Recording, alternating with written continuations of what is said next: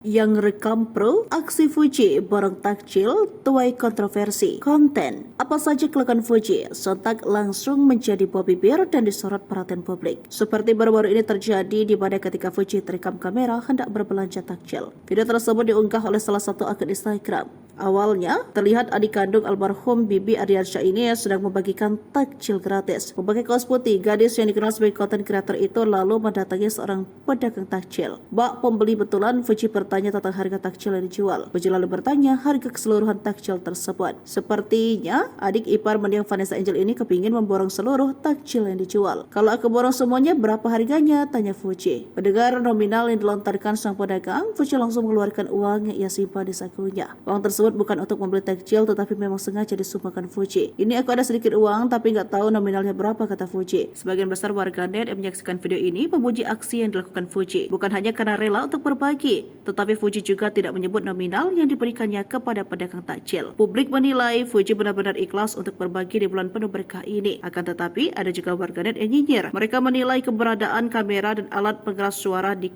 kerah kaos Fuji diyakini aksi yang dilakukan hanya untuk konten. Video yang terekam juga terkesan bukan video amatir. Kualitas gambarnya jernih dan gambar juga tidak goyang. Suara Fuji terdengar jelas dalam video tersebut.